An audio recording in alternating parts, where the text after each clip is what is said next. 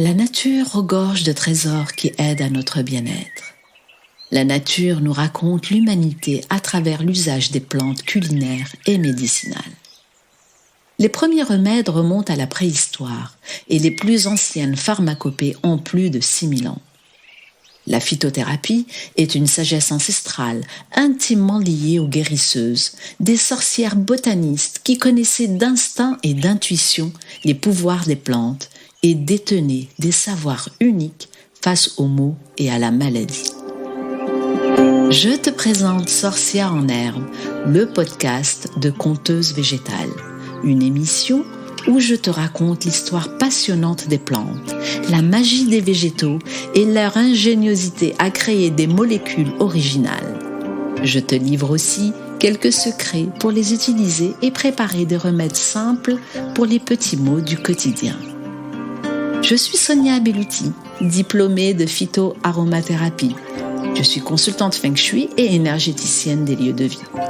Je suis aussi autrice et chroniqueuse, une écoféministe, une sorcière des temps modernes.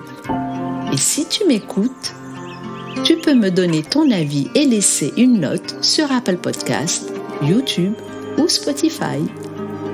Dans cette suite de l'épisode de la semaine dernière sur les mécanismes du stress, je te parlerai des plantes qui peuvent t'aider à faire face et gérer le stress chronique.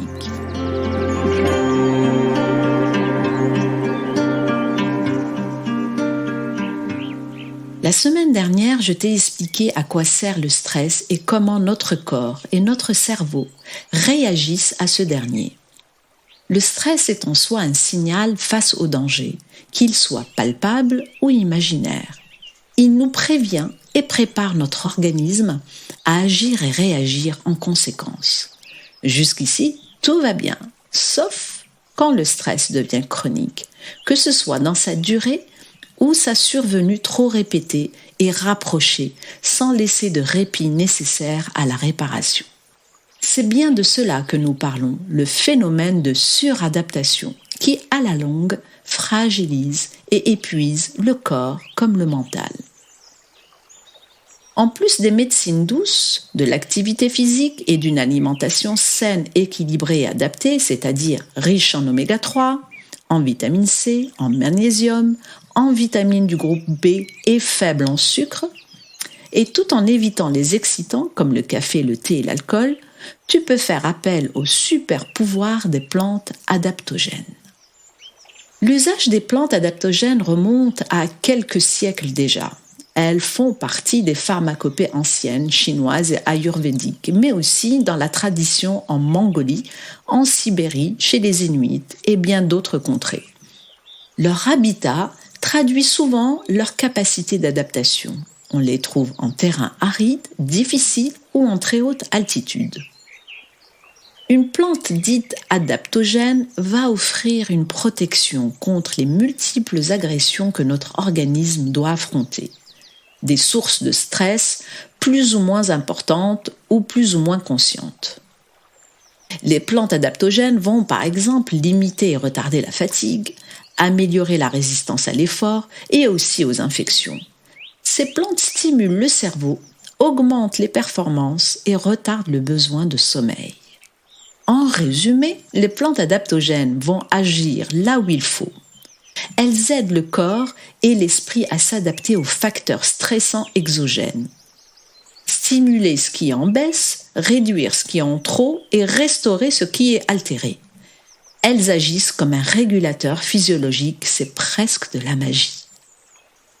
Il existe de nombreuses plantes adaptogènes. Elles nous viennent souvent de contrées lointaines, comme le Panax ginseng, l'éleutérocoque, la Rhodiola rosea, l'ashwagandha ou encore le tulsi ou le basilic sacré. On peut ajouter à cette liste des plantes adaptogènes d'autres plantes moins exotiques reconnues pour leurs propriétés calmantes ou stimulantes, complémentaires aux plantes adaptogènes, telles que le chanvre ou l'avoine, la camomille matricaire ou la lavande, la mélisse ou encore le romarin et le gingembre stimulants. Pratiquement toutes ces plantes ont été traitées dans de précédents épisodes que je t'invite à écouter ou réécouter. Mais comment prendre des plantes adaptogènes et à quel moment ?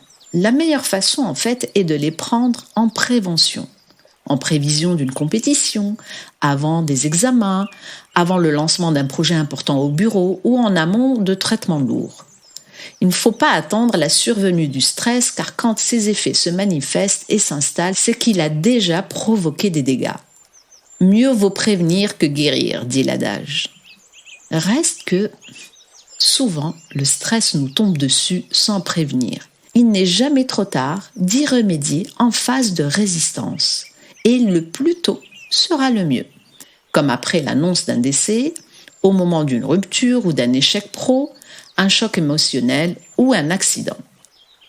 Avant de commencer la liste non exhaustive des plantes adaptogènes, de lister leurs intérêts et indications, j'attire ton attention et ta vigilance, en particulier concernant les femmes enceintes et allaitantes, les personnes atteintes de maladies chroniques et auto-immunes, qui ne doivent pas prendre cela à la légère et sans avis médical.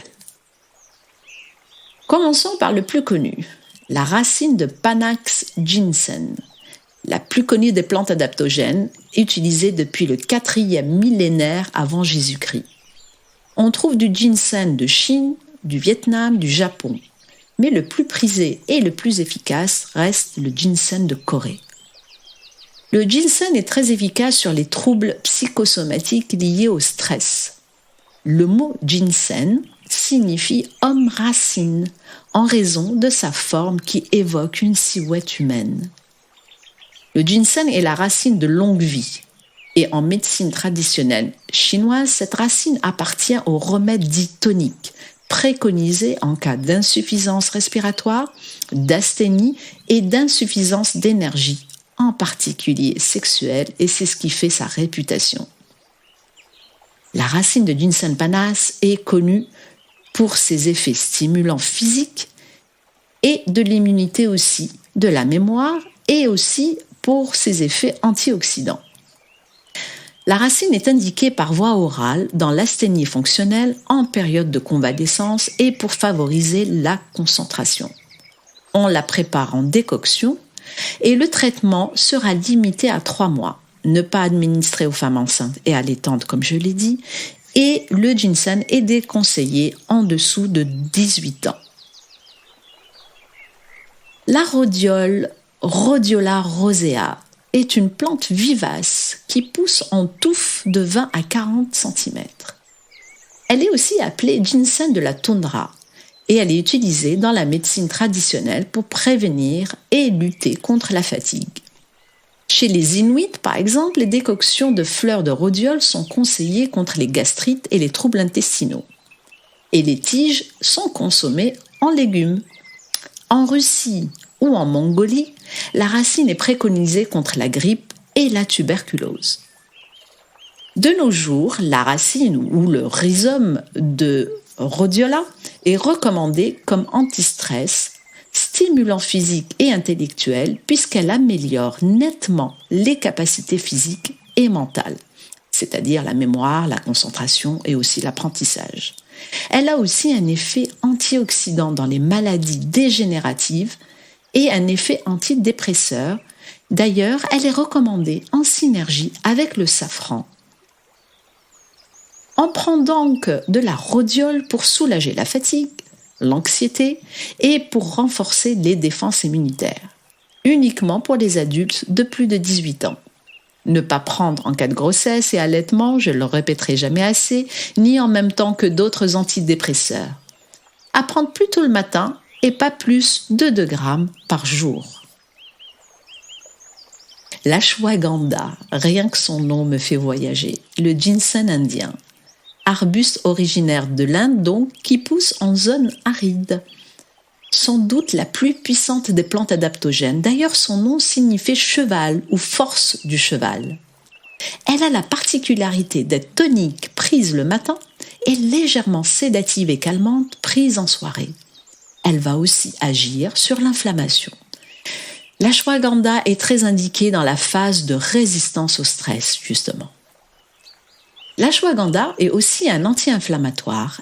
Elle régule la glycémie et le cholestérol, elle stimule le système nerveux, revitalise l'énergie sexuelle et soutient la thyroïde et le système immunitaire. L'ashwagandha se prend en décoction, donc les racines séchées.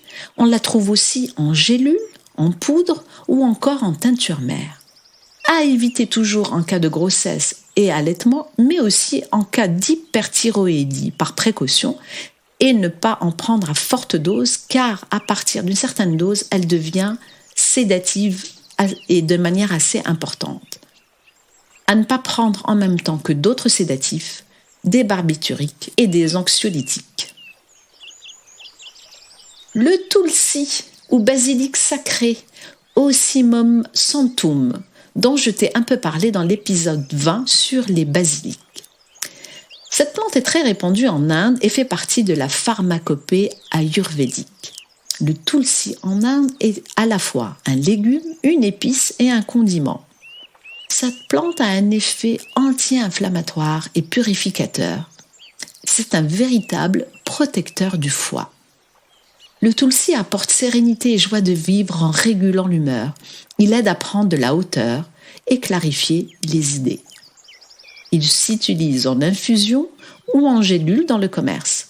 On prendra du tulsi pour stimuler l'immunité, tonifier le corps et l'esprit, détoxifier l'organisme et réguler le métabolisme, puisque le tulsi réduit à la fois le niveau de glucose dans le sang et améliore le profil lipidique.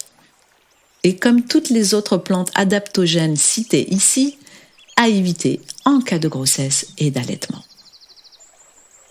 Et enfin, on termine avec l'éleutérocoque, surnommé aussi le ginseng de Sibérie. D'ailleurs, on le trouve aussi sous ce nom dans le commerce.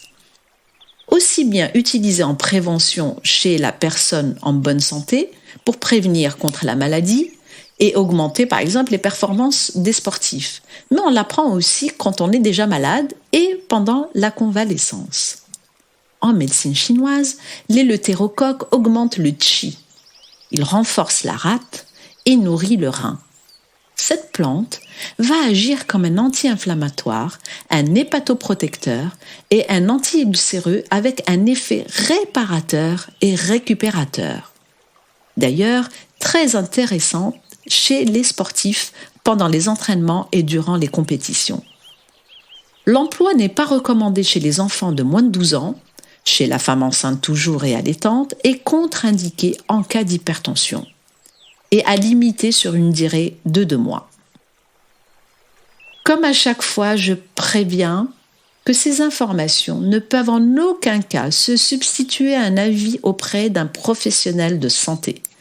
Il est fortement recommandé de prendre conseil auprès de son médecin ou de son pharmacien avant la prise d'une plante sous toute forme que ce soit.